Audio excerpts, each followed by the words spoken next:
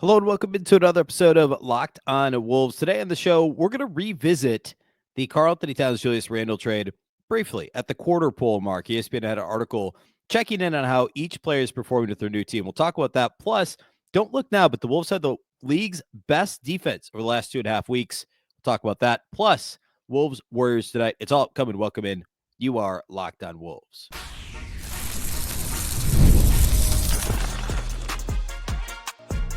You are Locked On Timberwolves, your daily Minnesota Timberwolves podcast. Part of the Locked On Podcast Network, your team every day. Hello and welcome to the Locked On Wolves podcast, part of the Locked On Podcast Network, your team every day. My name is Beecken. I'm the host of Locked On Wolves. Today's episode is brought to us by FanDuel. You can start your season with a big return on FanDuel. New customers can place a $5 bet. You'll get started with $150 in bonus bets if you win your first $5 bet. Visit FanDuel.com to get started. Happy Friday, everybody. Happy Wolves game day. Happy weekend. Late game tonight. Wolves Warriors on ESPN from Golden State. We'll preview that towards the end of the show today. Lots to get to first. I want to give the Wolves defense some flowers and talk about just how, you have to go pretty far back to find a time when the Wolves have not had the best defense in the league. And I mean, past their losing streak. That's how good their defense has been recently. We'll dig into that a bit, talk about, is the defense back? Is this back to last year's defense? We'll also talk about revisiting the Randle KAT trade. ESPN had an article about that with some thoughts from scouts and executives. So we'll talk a bit about that in the middle of the show. And we'll get to the Wolves Warriors matchup tonight. Golden State was in a bit of a rough patch. They rested some guys last night and still won. So we'll talk about what to expect tonight in Wolves Warriors. First of all, a big thank you off the top for making Locked On Wolves your first listen every single day. Of course, this show's free and available everywhere. That includes YouTube as well as all of your favorite audio platforms. Wherever you like to listen to podcasts, you can find Locked On Wolves. You can also watch on the Locked On Sports Minnesota app on both Roku and Amazon Fire TV. And a reminder about our daily newsletter. You can sign up at lockedondaily.com. It's one stop for Ultimate Team and League coverage delivered right to your email inbox. Sign up right now at lockedondaily.com. All right, let's start by talking about the Wolves defense because it has been legit impressive going back now to a week before Thanksgiving, right? The Wolves have won 3 in a row. We know they've beaten up on, most recently a shorthanded Clippers team. Before that, a struggling shorthanded Lakers team. I guess they weren't that shorthanded, a struggling Lakers team. Before that, a somewhat shorthanded Clippers team. I get it. There's that is all true. As we said on yesterday's show, though, you got to play who's in front of you. You still got to win these games. I mean, they've already lost to the shorthanded Heat and the Raptors, and they've lost some of the Spurs. They've lost some of these other games that they should have won earlier this year. So what are you going to do? You got to play the teams that are in front of you, and they've not only won but been dominant at least the last 2 times out. The defense has been so good that even if you include the 4-game losing streak, so go all the way back to November 20th, which is just over 2 weeks ago. And really, you could go back a few days further if you want to include the Wolves had a break in there. But prior to that 4-game losing streaks, the Wolves are 3-4 since November 20th. Over that span of 2+ weeks, over that span of 7 Timberwolves games, the Wolves have the number 1 defense in the league, and it's not particularly close. Including the 4-game losing streak, over 2 weeks ago, the Wolves have a defensive rating on cleaning the glass of 103.7 points allowed per 100 possessions. League average is 113.5, so 10 points more. They're 2.3 points better than the second best defense, which is OKC, over the last 2+ weeks. And that's certainly skewed by just how dominant it's been, allowing just 80 points in the last 2 games. But it also includes those games that they lost where, for the most part, the defense was okay. I mean, the Sacramento game was a bit rocky. That had a bit of a collapse late in it. The Houston game, the defense was good. They gave up 117, but it was an overtime game. I thought it was mostly good. The Boston game, the defense was very good. They only lost that game by a bucket. They only gave up 107 to a good team. The Toronto game, it was spotty against a bad team,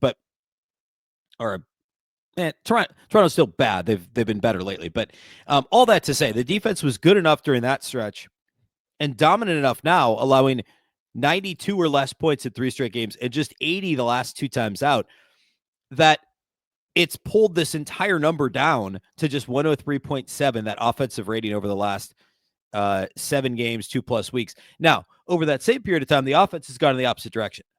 The offense is 26th in the league if you include that 4-game losing streak. So over the last, again, not for the season, it's like 15th or 16th overall. But for the last 2+ weeks, the 4-game losing streak and the current 3-game winning streak, it's a 26th ranked offense. And all those, the shooting's been bad, the turnovers have been bad, the offensive rebound has been bad.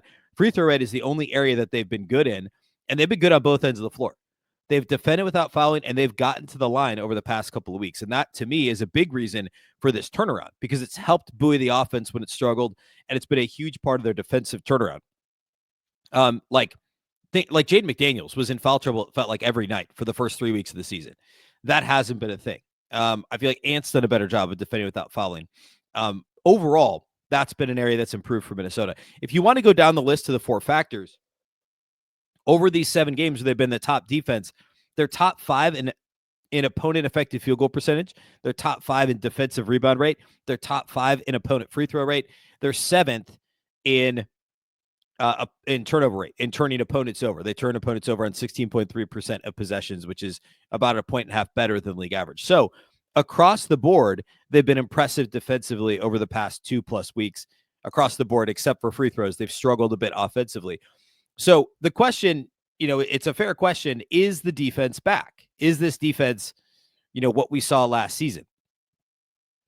I think it's obviously a painfully small sample. So it's kind of a hard thing to be like, it's 100% of the way back. But this team appears to be rediscovering the identity that they had last season. Again, to be clear, they were the number 1 defense by far last year, 2.6 points per possession better than the next best defense league-wide. They were number 1 by far in opponent effective field goal percentage, like 3+ points lower than the league average. They were top 10 in every category except for opponent free throw rate. So they're going about it in a little bit of a different way. And to me, the biggest difference, we've talked about this from a couple different directions. The defensive unit with no Rudy Gobert is still scuffling early this season because there's no Kyle Anderson, who we'll see on the Warriors here, Friday night and Sunday. But no Kyle Anderson, and also no Karl-Anthony Towns to kind of help now. But I will also say KAT lifted the Wolves defense with Rudy on the floor last year because he was in that, he didn't have to play the 5. With Rudy off the floor, the Wolves defense was still good.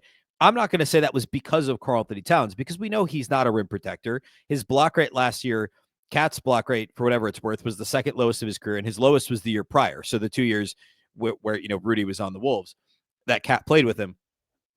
And now this year in New York, it's back up near where it was pre-Rudy, but it's still lower than any other pre-Rudy season.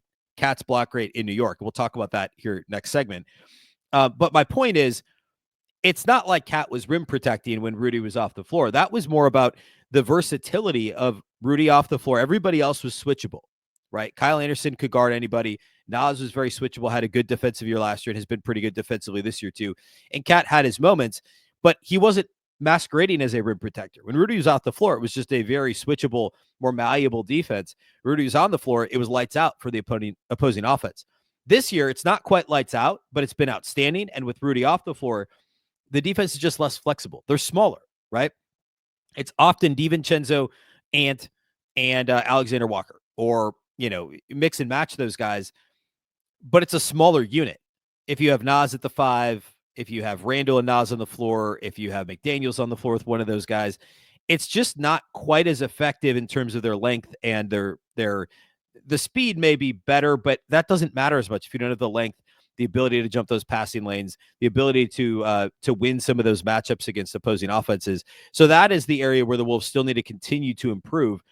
Now, we'll talk about the Warriors matchup at the end of the show today. The Warriors only scored like 93 points or something in winning on Thursday night, 99 points in winning Thursday night. Their offense has been up and down too, but they should get Steph Curry back on Friday. It's going to be a challenge to hold the Warriors under 100. But again, if the defense from last year is back, it's not like that's the bar, right? They gave up over 100 in all 3 games to the Warriors last year, and they beat them 3 times last year. The bar is obviously winning the games, and that means the offense has to come along to the party. And I talked about this the other night after the game, where it was like a perfect blueprint for a Timberwolves win, which is a dominant defense and a good enough offense. But the offense has a ceiling that it could carry them randomly. If the offense, hopefully it's not ultimately random, but like there could be nights because of the ceiling of Anthony Edwards and the ceiling of the offense that the Timberwolves offense can carry them. And these matchups against the Warriors, the offense is going to be that much more important. So we'll have to pay attention to that here over the next couple of games. All right. Let's move on to talking about the KAT trade, the Randle trade. There was an ESPN article on it. I want to focus on that here next. We'll get to Wolves Warriors to close the show.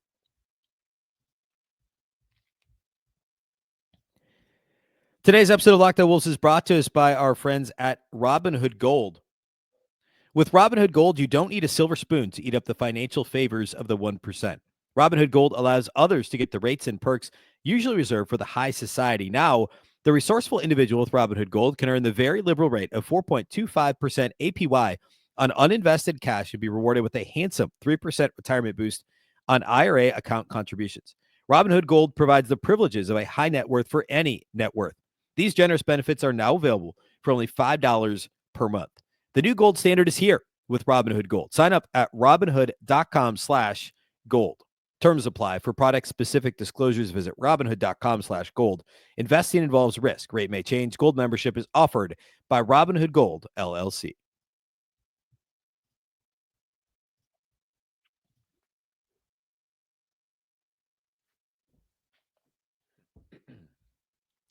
All right, let's move on, shift gears here and talk KAT-Randle. So there's an article over at ESPN that was a Tim Bontemps and Brian Windhorst insider article, ESPN Plus, whatever it's called now. The headline is NBA Intel Scouts and Execs on Early Impacts of the KAT trade. And a lot of it is what you'd expect. I'm not going to read it verbatim. I may read a couple excerpts here, but Windhorst says Randle scored efficiently, but hasn't been a perfect fit. He doesn't stretch the floor like Towns. That analysis is not groundbreaking, not earth-shattering for anybody. Then he's got a quote from a scout that says, quote, when you watch them, you can see the guys who can be free agents, Randle and Naz Reid, get frustrated at times. If they were winning more, it probably wouldn't be an issue, but it's one of the things that happens when a team underachieves. End quote. Now, that quote was likely gathered prior to this 3-game winning streak, and Windhorst acknowledges that in his part of the piece. If they beat the Warriors these next couple of games, which is perfectly feasible, rest advantage tonight, I think they match up okay with the Warriors. Say they're in a 5-game winning streak, they're 13-10. Now they're like 6th in the West. Like, now none of this stuff matters. Like, everybody's happy that at that point, right? It's just how quickly that could change. We're still talking about a sliver, frankly, of the season. Prior to this winning streak, we were talking about less than 20% of the season. Now we're at the quarter pole. Like, there's a lot of basketball to be played. And I think this was also picked up, the Ant quote from a week and a half ago, after I think it was the Rockets loss, like last Wednesday or whenever that was. No, who did they lose to last Wednesday? The Sacramento loss, I think, where he talked about guys being selfish. And there was some report. I think John Krasinski had a piece where he mentioned contract situations last year. Like, yeah, Naz Reid can opt out and be a free agent. Randle can opt out and be a free agent. Conley's got his extension. Ant's got his extension. McDaniel's got his extension. Gobert got his extension. So it's funny because all these things changed in the last year, right? Like a year ago, I mean, I guess Ant had his already, but a year ago, Conley and Rudy had not gotten extensions. Naz was in the first year of the deal. Randle wasn't with the team. KAT had gotten his extension. And so, like, there's always going to be contract situations. I feel like that's kind of a weird one. And if the Wolves, continue in some sort or go back into a spiral and they're below 500 or something like that here in a few weeks, then, yeah, I'm sure that that'll be part of the story, and I'm sure that somebody will get traded. But I just think it's funny. Like, nobody said, no, this didn't come up last year when they were winning. And now that they're winning, it's going to go away pretty quickly. So I don't want to focus too much on that. Bontemps talks about, he says, that's why Minnesota has been labeled by league decision makers as a potential player between now and the February 6th trade deadline, which is 2 months, exactly 2 months away. He says, he has got a quote from a scout that says, quote, just because you're trading for talent, it has to be the right fit. They have to learn and adjust. Making a trade that late before training camp is hard. So I'm empathetic. And then another scout says Dante DiVincenzo has been asked to play make more than he ever has before. So they basically, I mean, Bontemps just highlights DiVincenzo and Conley's problem shooting, which I've said all along. Like, these things are going to bounce back. We've seen a little bit of that recently.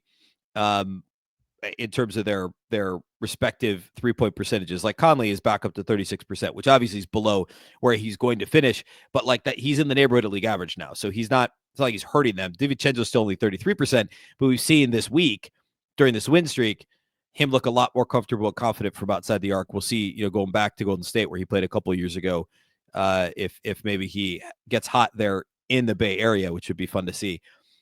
So these scouts don't tell us a whole lot. It's funny because Bontemps tries to set it up as like, oh, the Wolves may trade. And then the scout was basically like, it was always going to take him a little while. Right. Which I've talked about that a little bit. I forget where else. I just recently heard somebody on another podcast talk, same thing. Like, why did we ever think that this was, or maybe it was Fratello on the Clippers broadcast the other night, Mike Fratello, the former coach, who was saying like, why did anybody ever think this is going to be super seamless? And both things can be true, which is often the case. I didn't like the trade when it happened. I didn't like the Randle Towns DiVincenzo trade. I also understood why they did it. And I also thought there was an argument to be made for it to work on the basketball side, even if I thought the most likely scenario is it would make the Wolves worse. Right? This can all be true. And I can both not like the trade and think ultimately it makes the team worse, and acknowledge that there is a world in which they get better or they're as good or they're almost as good, right? Like all of these things are the possibilities. It certainly has made them a little bit less fun to, even more than a little bit less fun to watch offensively. Like even people that think Julius Randle's great and love Julius Randle, I think many of them would acknowledge his offensive game at times is very clunky and tough to watch. It's a lot less. Now, Towns is herky-jerky, but he's super efficient and fun to watch, right? Like that's going to matter too. And ultimately, where's the Wolves offense? Well, it's pretty much exactly where it was when they finished last year. The Wolves offense has been just okay. Started out the year well. It's struggled more lately. And they're middle of the pack, which is where they were last year. I would be surprised if they ended up with a top 10 offense. Unless Anthony Edwards just goes supernova, which he struggled the last couple games. It's possible he will go supernova. That would be great. But it's going to be hard for this offense to be better than last year's. And I would say the same about the defense for the reasons we established in the first segment with no Kyle Anderson, no Karl-Anthony Towns, or Randle instead of Towns. The non-Gobert lineups will not be as strong defensively. And what does that equal? Well, it equals a team that's roughly in the same place or worse than last year. What's the difference maker? Well, it's Anthony Edwards becoming a super duper star. It's him becoming a top 3 player in the NBA. If that happens over the course of the season, the team could absolutely get to the finals. Just because they got to the conference finals last year doesn't mean they're going to get to the conference finals again this year. It also doesn't mean they're suddenly, the 7 seed because they played 20 games. They had a 4-game losing streak, which they never did last year. They lost 7 out of 9, and Randle's the worst. And right? Like the most likely scenario, what did I say? I think I said 52 wins before the season. The most likely scenario is they win plus or minus 50, low 50s games. They probably finish in the top 5 seed in the West. May not get home court, but it'll be close. And they go to at least the second round. I think they'll win in the first round, no matter who they're matching. Like, this is obviously crazy because we're talking a few months down the road. But I'm trying to level set here. Like, let's take a measured approach to where things sit. And you could look at the Knicks side, and the Knicks are 14-8. They've been playing better lately. KAT's having a career year in a lot of ways. Like, yes, shooting the ball. He's shooting a crazy 45% from 3. Volume is basically where it was recently in Minnesota. And he was, by the way, like 42% last year. His per game averages, he's averaging the most rebounds per game in his career and the second most points per game in his career. His rebound rate is almost 23%. He never had a rebound rate in Minnesota of greater than 20%. You have to go back to the 18-19 season to find a rebound rate of 20%. It was 14% the last 2 years with Rudy Gobert and KAT playing the 4. Now, defensively, it's been a struggle, and that's not I'm not detracting from Towns because he was never meant to be a rim protecting 5. And the Knicks offense is so good, like the defense matters a little bit less at this moment. They're going to get more guys back. They're going to get, the Achuas and the Robinsons, et cetera, healthy, and we'll play them with KAT. I'm curious to see what that does to KAT's offensive game and certainly his rebound numbers. But right now, he's getting to the line more often. He's shooting threes at a better clip. He's rebounding the ball better. He's turning the ball over way less. In fact, it's right now a career low turnover rate for Karl-Anthony Towns with the Knicks. And Randle, like, I know the counting stats aren't as good, and maybe, the scout mentioning Randle becoming a pending free agent and that potential frustration. He's only averaging 21 per game. He averaged 24 last year. He's only averaging under 7 rebounds a game. He averaged 9 last year, which, by the way, just go get more rebounds, man. Like, I know you're playing with Rudy, but like, you can control that one more than you can control the points. But the percentages are better. He's shooting better from a better 2-point percentage, better 3-point percentage, better free throw percentage. The free throw rate is similar. Actually, I think it's up a little bit. Yeah, free throw rate is up a little. Like, advanced stats would suggest he's playing better this year in Minnesota than he did in New York. The biggest difference is the volume of the offensive opportunities and the rebound dip. But the 3-point rate and percentage is up. The free throw rate and percentage is up. The true shooting percentage, the effective field goal percentage is up. The turnover rate is down.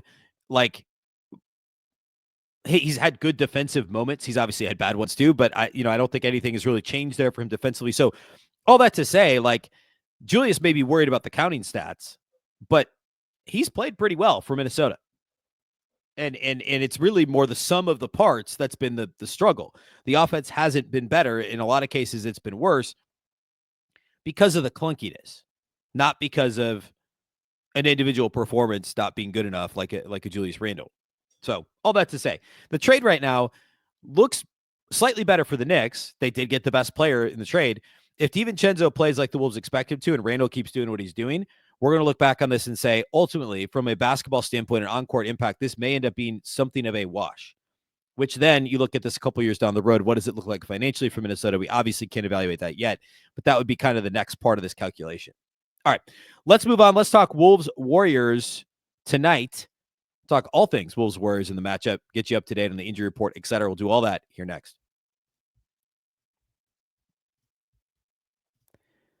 Today's episode of Locked On Wolves is brought to us by our friends over at FanDuel. Tackle the NFL action with FanDuel, America's #1 sportsbook. Right now, new customers can bet $5, get $150 in bonus bets if you win. The FanDuel Sportsbook app gives you everything you need to place live bets on the NFL all in one place. When you get a hunch in the middle of the game, you can check out the latest stats, view live play-by-play, and so much more on the same page where you place your bets over at FanDuel. Thursday night, the Packers were 3.5-point underdogs at Detroit. They lost by 3. They covered that. So if you had Packers plus 3.5, congrats. I said Packers money line wasn't a bad bet. It was close. That was a close. They had a real shot to win that game. Wolves Warriors tonight. Warriors are favorites by a point. It's Warriors -1 tonight at Golden State. So more or less a pick 'em. Wolves money line is -106 and Warriors is -110. And we'll talk about the matchup here, but it looks like the Warriors will be close to full strength on Friday. So, it'll be a pretty intriguing game. But if you check that out over at FanDuel, again, Warriors -1 tonight. Visit FanDuel.com to join today. You get started with $150 in bonus bets if you win your first $5 bet. That's FanDuel.com. Never waste a hunch. Make every moment more with FanDuel, an official sportsbook partner of the NFL.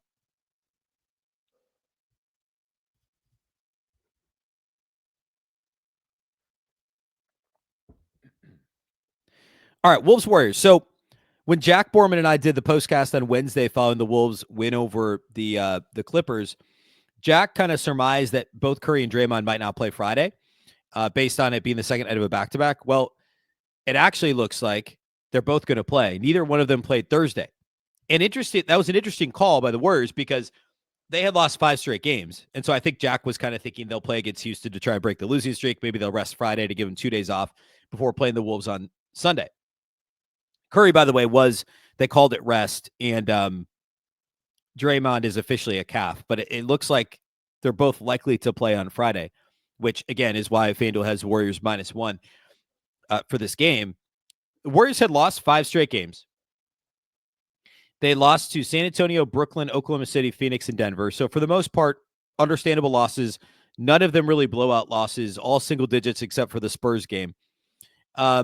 At one point this year, they were 10-2, they were 12-3, lost 5 in a row, and then they beat Houston by 6 on Thursday night, held Houston to just 93 points.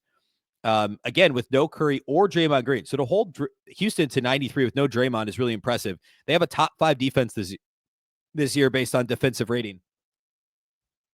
And, Jack and I talked about this a little bit at the end of the postcast Wednesday, but the Wolves just have to be active defensively against the Warriors. They have a little bit more of a middle of the pack offense, but they still shoot a ton of threes. They still make a lot of threes. They've got some guys that have struggled from outside the arc, maybe more than you'd expect. Like Brandon Podziemski just has not been as good this year, nearly as good as he was last year. He's 21% from three. D'Anthony Melton's out, by the way, for the season. He played in 6 games, and he was shooting 37% from three, but he's out. Jonathan Kuminga shoots 4 threes a game at 31%. Old friend Kyle Anderson is back to what he was doing last year percentage-wise. Actually, a little better than last year, but almost 2 threes per game at 26.5% from outside the arc for slow-mo. So you still have to look out for that, and the Warriors play fast. My biggest concern about this matchup, and I said this Wednesday at the very end of the postcast with Jack, is the Warriors are a good offensive rebounding team. And they've got some kind of young length athleticism guys who are good on the offensive glass. Kevon Looney is a good example of that. Kuminga to a lesser extent. Trace Jackson Davis is an active rebounder, a lot of length and size there. They're top 10 in offensive rebound rate. They also shoot a lot of threes, and their percentage is good, 37% as a team. But again, they've got some guys that shoot threes that don't make a lot of threes. And just the sheer volume, right? If you're shooting 41 threes a game and you're making 15, that's 26 misses, right? What happens? What do we know about long jump shots? Well, a lot of times there's long rebounds or those intermediate rebounds that bounce at 10, 15, 16 feet from the rim, around the free throw line. Those are the ones that you need your Mike Conleys, your Jaden McDaniels, your Nickeil Alexander-Walkers to hoover up. Those are essentially 50-50 balls. That's not down and dirty in the paint, Rudy Gobert, Naz Reid rebounding, right? And maybe there's more back taps, right? Like Rudy loves the back tap, which is a bit scary against a team like the Warriors. You back tap it and ends up in Curry's hands 32 feet from the basket, and he drains a three anyway, right? So also, by the way, obviously they have Buddy Hield on this team now too. Andrew Wiggins is shooting, I think, a career high from three, like 43%, which is nuts. He's playing great again this year for them. It's crazy how he could go from what he was at the Wolves to, as good as he was when they won the championship to then how bad he was the last couple of years and now back to being really good. So all that to say, those 50-50 balls that are technically defensive rebound opportunities, the Wolves need to lock those up. That's my number one concern for this game. Defensively, I mentioned the length, the athleticism, and really the relative youth outside of Curry and Draymond, and I guess slow-mo. This is a pretty young team. Like Podziemski is 21. They give heavy minutes to other guys in their early 20s, like Moses Moody, Trace Jackson Davis. I mentioned he's 24. Kevon Looney I guess he's more getting to his prime, but there is some length here and some athleticism and some youth, some activity combined with the old grizzled vets of Draymond and Steph and slow-mo and Buddy Hield. And so the Wolves need to make sure that they're locking up those intermediate rebound opportunities and limiting second chance opportunities for the Warriors, which again are not necessarily paint opportunities as they are more 3-point attempts, which is obviously not what you want. The Warriors as a team don't get to the line a ton, and they also don't shoot free throws super well, so that bodes well for the Wolves who have been avoiding fouling anyway. So if they can win that margin and keep up with the Warriors outside the arc, Minnesota is a better 3-point shooting team. They shoot a similar number of threes. In fact, let's look at this.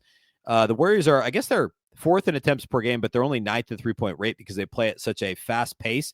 The Wolves are 5th in attempts per game, but they're 3rd in rate. Okay, so the Wolves shoot slightly less threes per game than Golden State, like one less, but their 3-point rate, which of course factors in the number of offensive possessions they have, is actually higher. Their percentage is a few points higher. So actually not a few points higher, less than a point higher. So they're a slightly better 3-point shooting team. If the Wolves can keep up with the Warriors outside the arc, get those 50-50 balls, and win the free throw battle, which they should win this game. I actually don't mind the Warriors matchup for Minnesota. Again, they did beat them 3 times last year. I know they were nowhere near what they should have been, or what we're used to the Warriors being last year. Minnesota beat them in 3 games. I think they were all 1 or 2 possession games, very similar games. And I think Steph played in all 3 of them too last season. So it's a good matchup. It'll be a lot of fun. It'll be tough to win both games Friday and Sunday. Of course, we have the Draymond Rudy thing that happened early last year when they played consecutive games in Golden State. So obviously they played since then. Hopefully that's flushed and not a thing anymore. But we will see, I guess. All right. That's all I got for you today here on the show. We will be back, of course, on Monday. Actually, I'm hosting the postcast on Sunday night. I'm not hosting tonight, but I'm hosting Sunday with Jack Borman following the second Wolves-Warriors game Sunday night. And then I'll be back with this show on Monday, which will effectively be also the post-game pod from Sunday's game. So we'll talk to you then. A big thank you for making Locked On Wolves your first listen every day. Of course, this show is free and available everywhere. That includes YouTube, as well as all of your favorite audio platforms. Wherever you like to listen to podcasts, you can find Locked On Wolves. You can also watch on the Locked On Sports Minnesota app on Roku and Amazon Fire TV. And you can sign up for the daily newsletter at LockedOnDaily.com. It's one stop for ultimate team and league coverage delivered right to your inbox. There's some great national articles, national coverage there, as well as Wolves stuff. And then I write an article Monday through Friday as well, kind of based on what the show is. So go check that out. Subscribe at LockedOnDaily.com. Start your day with the all-new free Locked On Wolves newsletter. Locked On Wolves podcast is part of the Locked On Podcast Network. Remember, the Locked On Network is your local experts on all the biggest stories. Once again, I'm Ben Beecken. This is the Locked On Wolves podcast, and we'll catch you next time.